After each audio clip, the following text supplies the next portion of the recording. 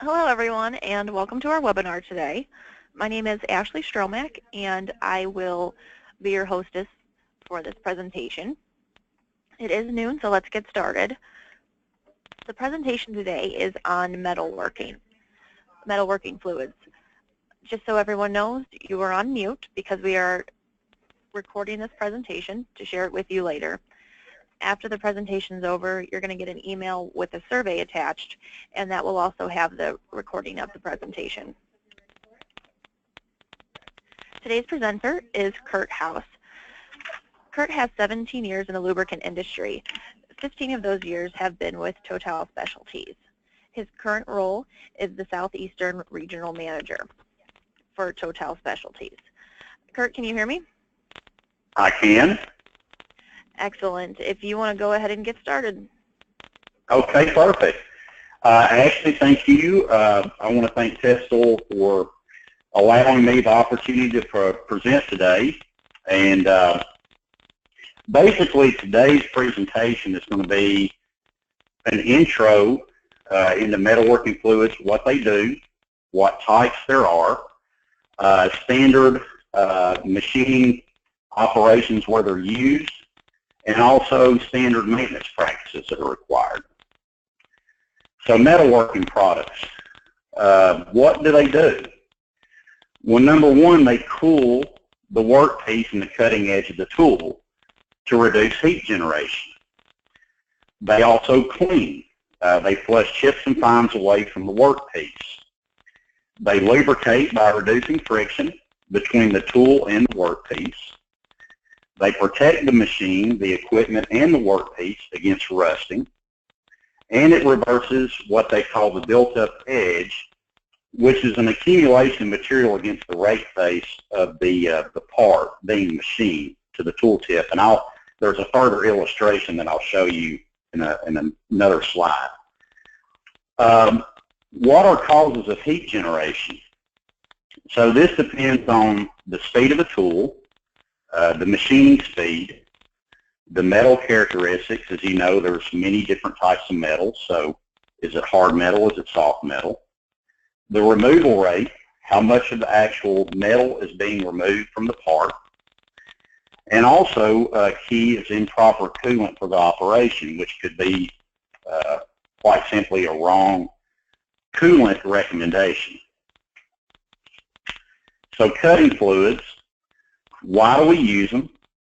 Cutting operations are metal removal machine processes, as you know, and it can be achieved through either a cutting tool, which you see an illustration of that above, or with an abrasive wheel to remove metal from the surface of the part. So in the above illustration, I discussed built-up edge. I don't know if you can see my cursor or not, Ashley. Can you see it? Yes, I can. My cursor on the screen. Okay. That's what they call the built-up edge. As you can see, here's the part, here's the machine tool, and here's the chip to be removed. This is what you call the rake face.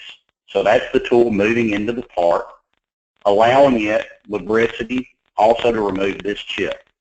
So that's built-up edge. Okay, functions of cutting fluids. Number one, they're going to increase tool life. So naturally, if you're machining with a tool in the previous illustration and you're not using any lubrication, that tooling is not going to last long at all. So it allows for easier metal machining, lower heating on the tool, and easy chip removal. It also increases productivity. It keeps tooling sharper longer. It allows for a smoother, nicer surface quality and decreases reject rates. Also protecting tools and parts against corrosion or hence rust. And then also key, it must not be toxic towards the environment or operators. As you know, many plants, they have wastewater operations. You don't want something that's either going to be non-treatable, or especially with operators, you want something that's going to either produce low mist, where the operators aren't breathing in a lot of this material, something that's non-aggressive as far as real aggressive type of biocides, and also operators can, as you know, get dermatitis, which is a drying and irritation of the skin. So types of cutting fluids. There's neat cutting oils, which, as we call in the industry, your straight oils. And then you have water-based cutting fluids or water-soluble fluids. So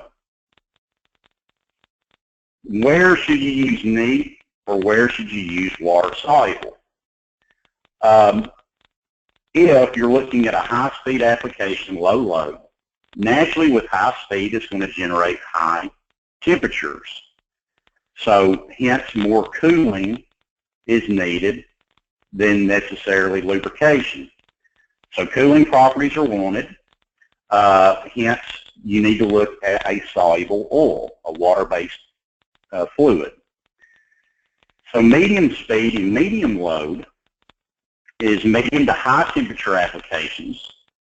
So a medium load, which means it's probably taking out a little more metal, which is generating also where you need the lubricity, but it's also generating heat where you need cooling. So this is an area where you either need to look at a high temp active needle or a soluble fluid. So again, depending on the load, the speed, and also the metals being machined. So we get to low speed and high load. This is where the machine tool is not operating as fast, but it's taking out very large amounts of metal from the part being produced. So these are primarily medium temperature applications. So this is an area where you definitely need lubricity is warranted much more than cooling. So this is an area where your needles, your low temperature active needles, would want to be used. So I put in the presentation different machining processes to kind of explain. As you're out in the field, you may have heard some of these companies talking about what type of operation they're doing, where we're milling, we're sawing, we're turning. So I wanted to go over those applications and what they are. I'm going to start with milling. Milling, what that does is it uses rotary cutters, which you can see where I'm circling my cursor there. It uses rotary cutters to remove material from the surface with multiple cutting points. It moves chips to be flooded away with the coolant. It moves on a perpendicular axis, and it makes many small cuts. So depending on the speed, and you see the chart I put up top, depending on the speed or load for removal of material, this needs adequate cooling and adequate lubricity. And I also put a severity chart to the right, and you'll see that with each process. So this is one of your less severe machining processes. Okay, so turning, what does that do? What turning does, it actually moves the part to be machined instead of the actual tooling. So it's a non-rotary bit. So the bit stays in place. It rotates the workpiece, not the tool. If you can see, this requires good lubricity by the chart above. If I can get my cursor to work. Good lubricity and moderate cooling. So again, depending on the speed and the load in your product selection, you can look at a water soluble. Okay, sewing, pretty plain and simple. It's a straight cut. Again, depends on materials being machined. Cooling is definitely necessary, moderate lubricity, and these are generally high-speed applications. Reaming is probably another one you've heard. This definitely requires high lubricity. What this uses, let me get my cursor here, is a multi-edge fluted cutting tool. And generally, these are used to smooth and enlarge an already existing hole. If you can see, there's a hole that's already been roughly drilled. So this is using a fluted cutting tool to enlarge that already existing hole. Okay, gear cutting or gear hobbing is uses splines that cuts into the workpiece by a series of cuts to make either spur or helical gears. You see an example of a helical gear here. And you see an example of a spur gear to the right here in the middle.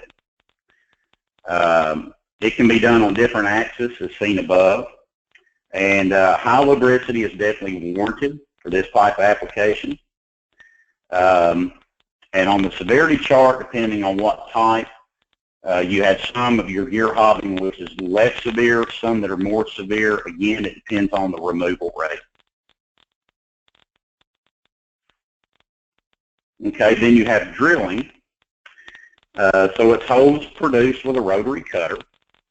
There's many different types of cutting tools that are used, by the way. I mean, you have anywhere from carbide, ceramic, high-speed steel, boron nitride. And really the cutting tools used in different facilities depends on the hardness of the metals, the heat generation. For drilling, it's a pretty fine balance of lubricity and cooling. And again, it depends on the speed, removal rate, and metals machined.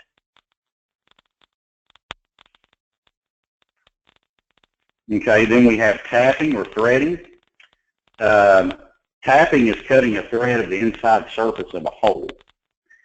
So, and it creates what they call a female surface. Get my cursor to work. A female surface, which functions like a nut or a bolt. And then a thread is a process creating a screw head. A very common process in machining. They complement each other. So you see here, and where they're doing the tap. So it's a very close mix of lubricity and cooling that's needed. These are generally high heat, high speed applications. And as you can see on the severity chart, these are one of your severe applications in machining. Okay, broaching is going to be probably the most difficult. A broach is a teeth tool, as you can see here that I'm highlighting.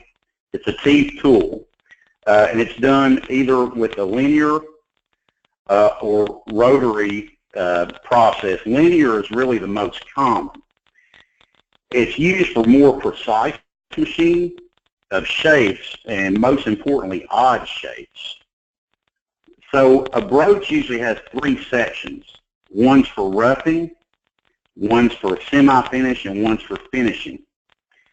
Broach tools, I can say, are very expensive. So needless to say, the right product recommendation needs to be made here. As you can see, here is your external broaching, which is least common. Here's your internal, which is more common. So it's working the piece, the broach tool, through the part. It is one of the most extreme processes. Heavy metal removal requires very heavy lubricity. And most times these are slower speed, so not as much cooling is needed. And then you have grinding, which definitely more cooling is required because these are very high-speed applications with an abrasive wheel or tool used for various finishes. Again, it depends on the wheel speed, metals being formed or removed. The most important part as far as a grinding wheel is keeping the grinding wheel cool and keeping it free of debris. So naturally in these processes you don't want a very heavy oil or something that's going to load the wheel. You want to keep that wheel nice and clean of debris. And then you have honing and super finishing. Now what this is it's used to improve improve a surface finish with very tight tolerances. It's usually done with abrasive stones. Creates very fine finishes with a low roughness average. And in this application, as you can see, lubricity is warranted. So usually these applications are managed with using very low viscosity straight oils. So as you can see, here's a material parameter. So which are your soft metals going up to your hard? Which are going to be more difficult to machine? You start with your brass and copper alloys, which are your softer products, all the way up to titanium and refractory, which are going to be your most severe, your most hard alloys. And that's probably a good one for you to keep in a notebook as you're visiting facilities, depending on what materials you're using. You can see what the hardness scale is here. And then operation parameter. As we just discussed and went through all these operation parameters, if you can see grinding being maybe your least severe, going all the way up to broaching being your most severe as far as machining operations. Okay, so needle oil or straight oils, what are they usually composed? What are they composed of? Well, you have a base oil, which can either be a mineral, a vegetable base, or synthetic. So what these contain, you can have fatty compounds, you can have EP additives, which decrease the wear of the parts and tooling with very high pressures, such as sulfur, phosphorus, different additives. The anti-wear acts as a barrier to protect against metal-to-metal contact. You have a metal deactivator, which deactivates metal ions caused by acids generated from oxidation. Generally, you have an oxidation inhibitor, which prevents the chemical reactions caused by oxygen, which can cause rancidity in your oil. Your anti-mist, which can generally be achieved with such, say, a tackifier, which keeps mist from freely floating in the air. So that's the general composition of a needle oil. Okay. So what about the differences of water-based and needle oils? What are the pros and cons of a water-soluble versus a needle oil?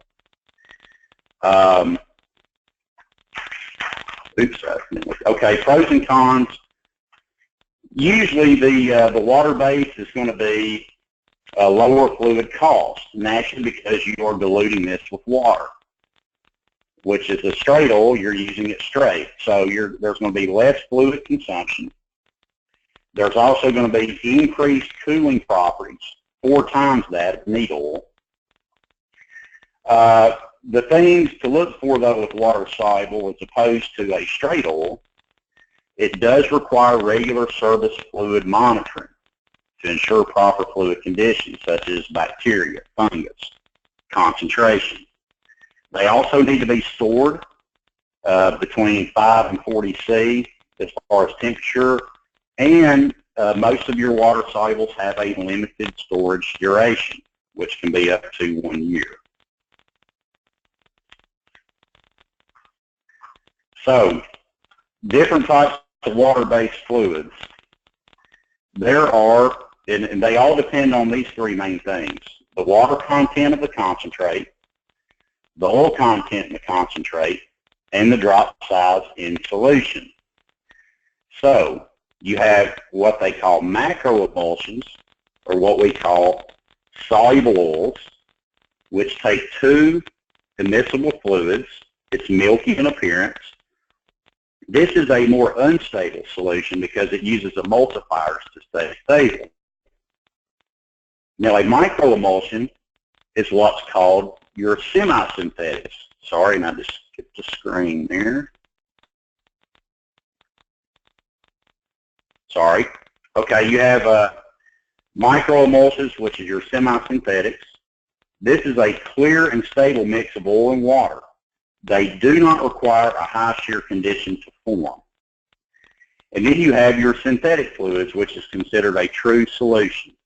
They're designed to emulsify with water with smaller particles and has very strong stability. Synthetic fluids contain a very heavy amount of water, and you'll see here in the next slides. Compositions of a soluble oil. Again, you have emulsifiers, as we just discussed. You have fatty compounds. Naturally, you have biocides to protect against bacteria. You have water.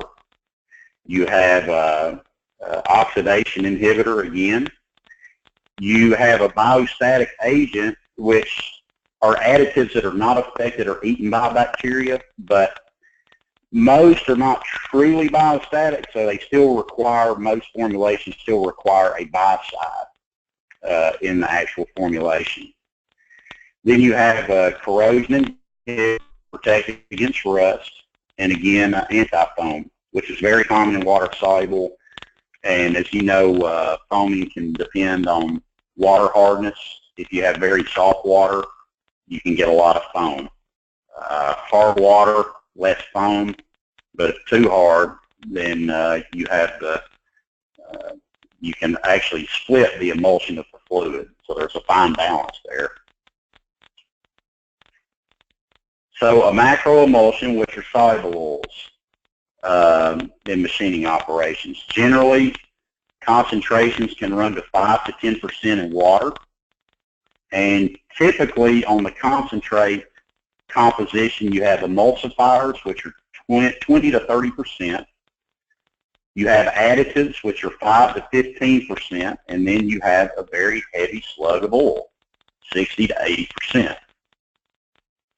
So if you compare that to a microemulsion, which is a semi-synthetic, concentrations can range from 3 to 10% in water, and the concentrate is typically made of less oil, 20 to 40%.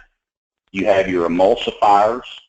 Again, you have your additives, but you also contain 20 to 30% water in the concentrate. So again, that's why also storage conditions are very important. You don't want these products in freezing conditions. And then I move to a synthetic fluid or a true solution. These are mostly grinding operations. The concentration can be 2 to 10% in water. And then the concentrate, typical concentrate composition, and I say typical, this isn't for all, naturally, but you have a very heavy slug of water up to 50%. You have corrosion inhibitors and then additives ranging from 10 to 20%.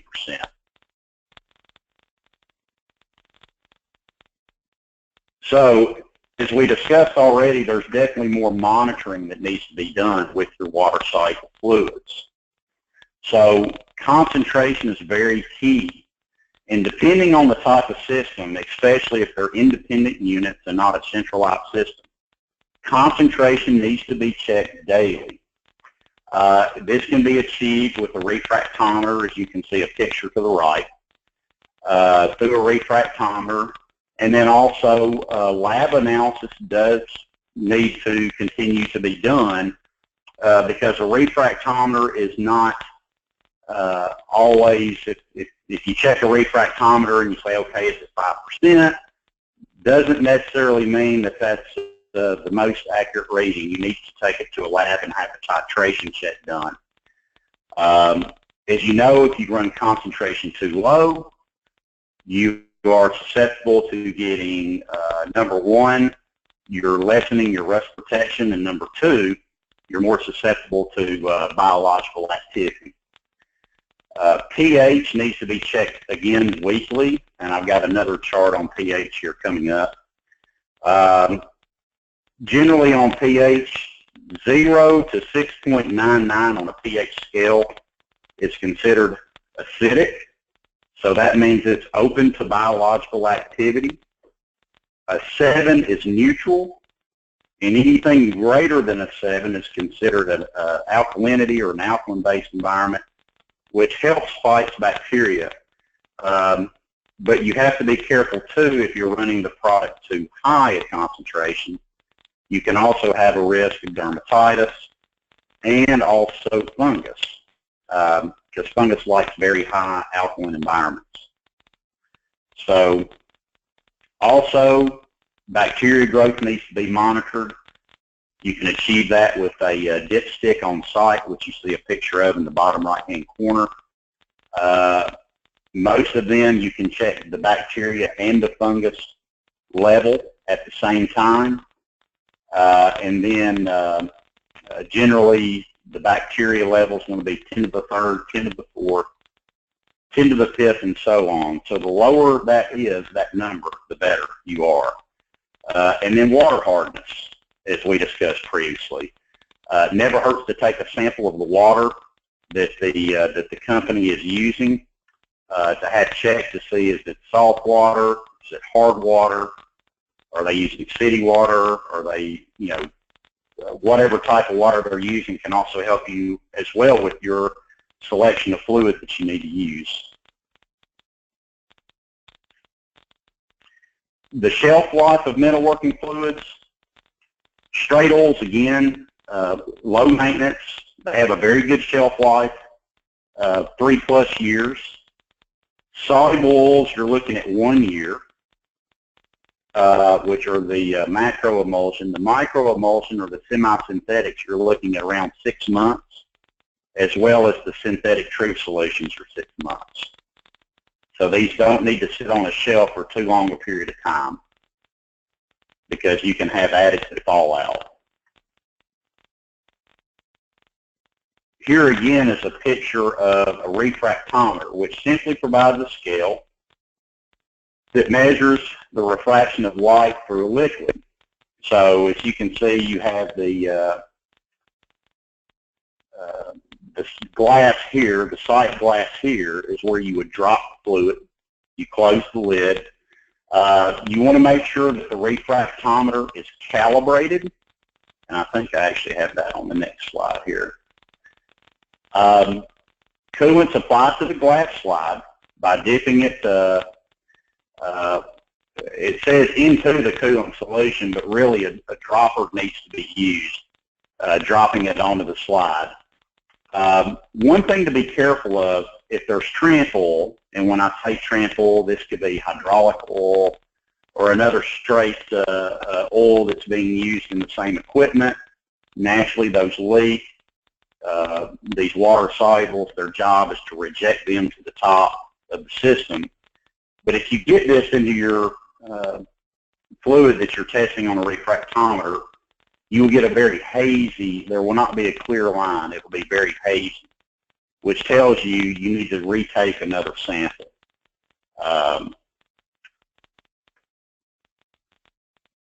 So as I mentioned too, the refractometer reading is not the same as concentration. In order to calculate concentration, you first need to know the refractive index. So on a refractometer, you'll have what they call a Brix scale, which you can see here up top, a Brix scale. And generally it's from 0 to 32.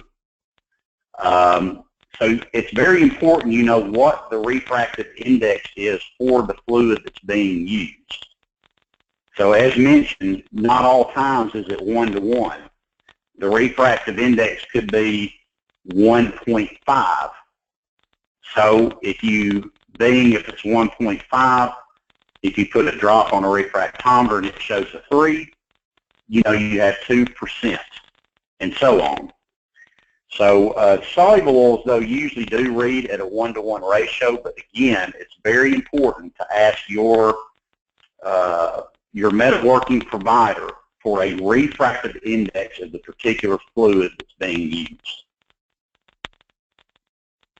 And that's it. Excellent. That actually went faster. I guess I spoke too fast. That's all right. I learned a lot there. At this time, if anybody has any questions, please feel free to use that chat window, and we can get those answered for you. And then if you have some more in-depth questions, we can answer those through email afterwards. Definitely. If you have a question and you want to email it, I'm more than happy to answer it the best I can for you. If it's something more technical that I can't answer, I will have my technical department jump on it. Okay. I got a question that is asking if the slides are going to be available to the people attending the webinar. Sure. I can, I guess, Ashley, I can send those to you, or I can email them to, I guess if somebody wants to forward me an email, I can send them to them, or however they want to do it. Okay, excellent. Okay, another question was if the webinar was recorded, and the webinar is recorded. You'll be receiving a survey after the webinar is finished, and there'll be a link to the recording on that survey. So be on the lookout for that. And to note, this is a very general introduction to metalworking fluids. There's so many other things. Metalworking is very in-depth. So this is just a very general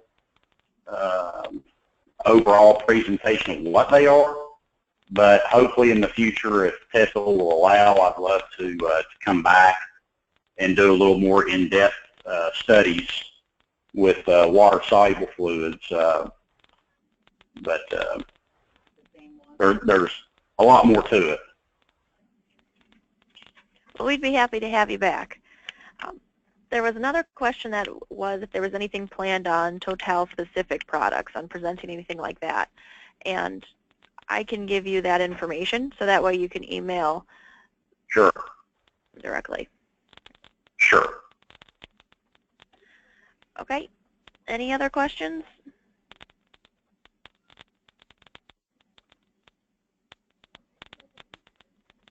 All right. I'm not seeing anything come through, but if anybody does have any questions afterwards, please let one of us know, and we can respond to you accordingly. Okay. I want to thank everyone for attending. Appreciate everyone's time, and Ashley, thank you for doing such a great job and allowing me the opportunity to talk today. Thank you so much for presenting that. And everyone have a great afternoon. You too. Thank you. All right. Bye. Bye-bye.